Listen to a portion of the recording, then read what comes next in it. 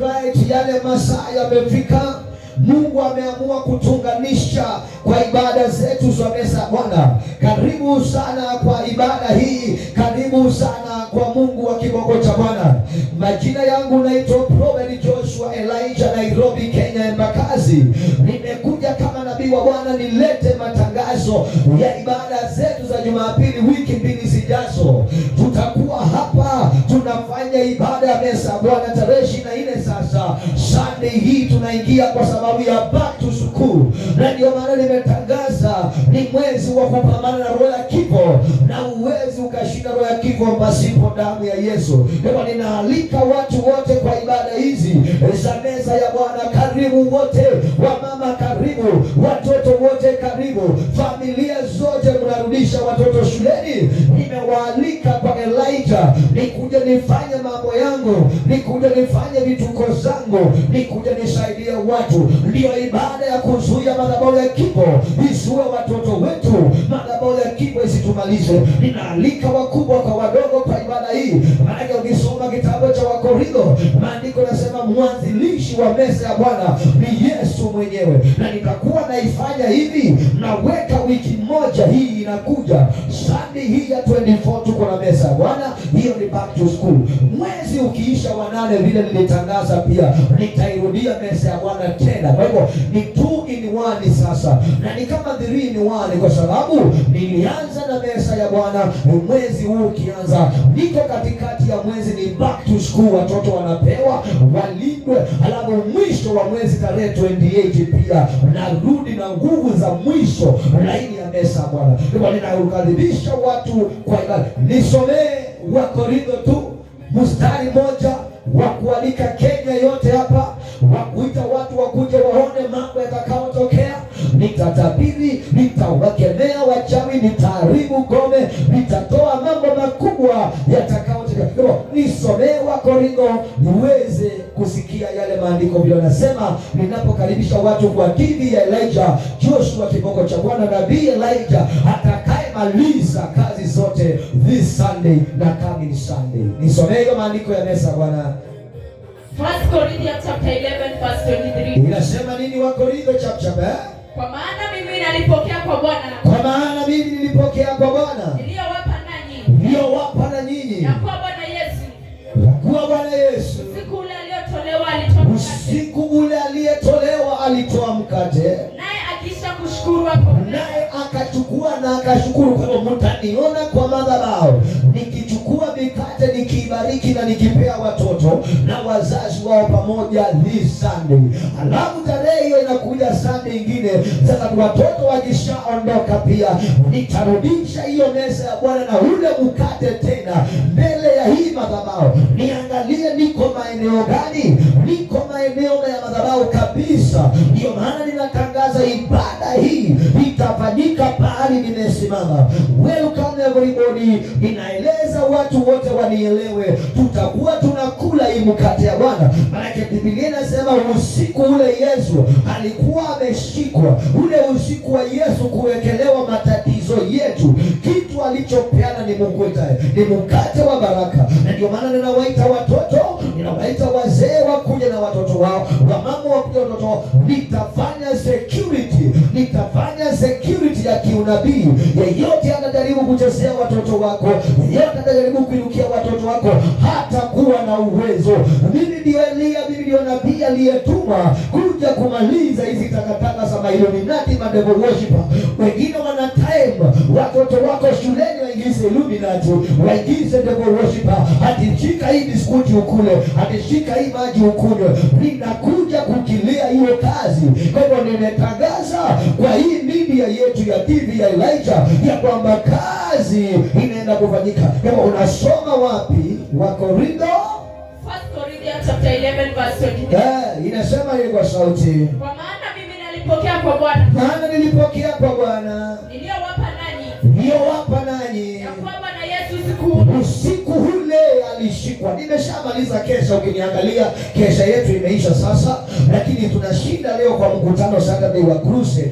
Alafu nikishatoka tu immediately nitaingia Sunday meza ya Bwana. Alafu hii meza ya Bwana irudiwe tena after irudiwe mwezi ukiisha, na Mungu atatoa. Kwa hivyo sasa niko kwa madhabahu. Endelea. Yesu siku ile alitolewa, alitoa mkate, alichukua mkate, naye kisha kushukuru naye akaubariki na akaumega katikati, akasema huu ndio mwili wangu, huu ndio mwili wangu uliotolewa kwa ajili yenu. Nani sasa atakula mwili wa Yesu Sunday hii?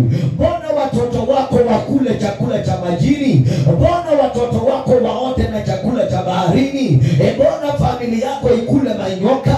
Na ilihali nabii ameitana wa kiboko cha Bwana Elia, anasema jioni, amefunga, ameomba jioni, nitoe magonjwa kwa meza ya Bwana, jioni nitoe mchafuko wote kwa meza ya Bwana. Kwa hivyo akaendelea, naye kisha kushukuru akampa, naye akashukuru na akampa, akasema huu ndio mwili wangu uliotolewa kwa ajili yenu, mwili wangu uliotolewa kwa ajili yenu, fanyeni hivi kwa ukumbusho wangu. My God, tunakuja kukumbuka alichofanya Yesu this Sunday na kamili Sunday. Meza ya Bwana inaenda wiki mzima, itaanza Sunday, itamalizwa Sunday. Endelea.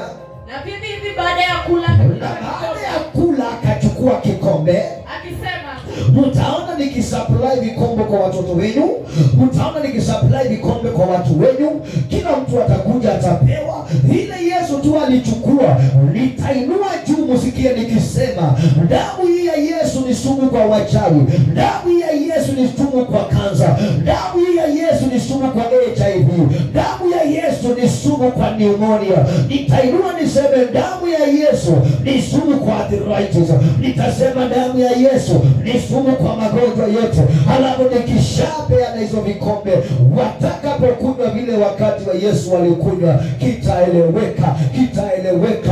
Watu wanatapika, watu watakombolewa, watu watapona, na ushuhuda itatokea. Wachawi watago into hiding because of the blood of Jesus. Akachukua kikombe, na bibi baada ya kula akakitoa kikombe, akisema kikombe hiki ni agano jipya, kikombe hiki ni agano. Oh my God, kila mtu Sunday tunaanza mambo mapya, kila mtu Sunday na next Sunday, meza zote za Bwana is a new beginning, is a new beginning. Elijah akitokea, mnajua mambo ni mapya. Yani nimewaandalia mambo mapya, kila mtu mkuje, nimewaandalia. Ona vile narukaruka kwa madhabahu, ona vile nakimbia kwa madhabahu. Niko ready kwa mahubiri mapya, niko ready kwa unabii, nitafanya sana kazi zangu mpya, nimeandaa vitu mpya kama kikombe cha Yesu kilichokuwa mpya. Akitoa akisema kikombe hiki ni agano jipya, kikombe hiki ni agano jipya katika damu yangu, katika damu yangu. Fanyeni hivi kila mnywapo, fanyeni hivi kila mnywapo kwa ukumbusho wangu, kwa ukumbusho wangu. Maana kila mlapo mkate huu, kwa sababu every time you take this bread na kukinywa kikombe hiki and then drink this cup, mwaitangaza mauti ya Bwana. Very good. Mwaitangaza mauti ya Bwana hata ajapo. Yesu alikufa ili tusikufe ovyo ovyo. Dedication to destroy the enemy ni mwezi wa 8 na kishaeleweka. Mnaelewa, wachawi wameshatangaza wataua Elijah.